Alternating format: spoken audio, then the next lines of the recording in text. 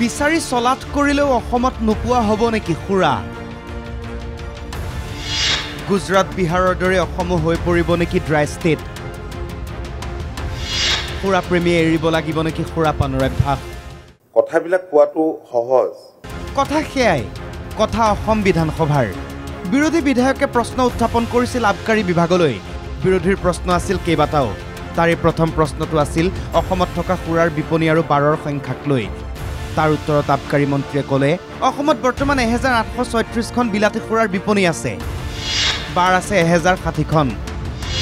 অসমত দেশীয় খুৰাৰ দোকান আছে 996খন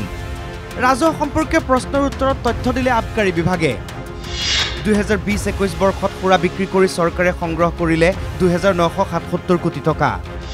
2021-22 বৰ্ষত খুৰা বিক্ৰী কৰি চৰকাৰে সংগ্ৰহ কৰিলে 3074 কোটি টকা 2022-23 বৰ্ষত খুৰা বিক্ৰী কৰি চৰকাৰৰ সংগ্ৰহ 3980 কোটি টকা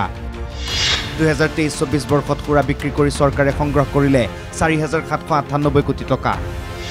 2024 পৰা 2025 জানুৱাৰীলৈ খুৰা বিক্ৰী কৰি চৰকাৰে সংগ্ৰহ কৰিলে 4281 কোটি টকা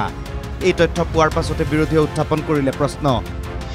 কেৱল ৰাজহ সংগ্ৰহৰ লক্ষ্য নেকি চৰকাৰৰ চৰকাৰে টেক্স আদায় কৰাৰ এটা কৌশল বা চৰকাৰৰ যেটো ভৰাল হে ভৰালত ধন ঘটাৰ যেটো কৌশল খুৰাৰ জৰিয়তে কৰিছে নেকি আৰু যদি কৰিছে খুৰাৰ জৰিয়তে ইপিনে ধন আহি আছে কিন্তু যুৱচাম ধ্বংস হৈ আছে এই বিষয়ে বিভাগে কি ভাবে আৰু আহি থকা সময়খিনিত অসমৰ যুৱচামক অসমৰ যুৱক যুৱতীসকলক অসমৰ মানুহক খুৰাৰ পৰা ৰক্ষা পাবলৈ বৰ্তমানৰ আবকাৰী বিভাগে কি পদক্ষেপ ল'ব তাৰ বিষয়ে জানিব বিচাৰিছো আবকাৰী মন্ত্ৰী অতুল বৰাৰ উত্তৰ নহয় ৰাজহ সংগ্ৰহটো চৰকাৰৰ মুঠেও লক্ষ্য নহয় কাৰণ আপোনালোকে জানে সন্মানীয় সদনে মাননীয় অধ্যক্ষ মহোদয়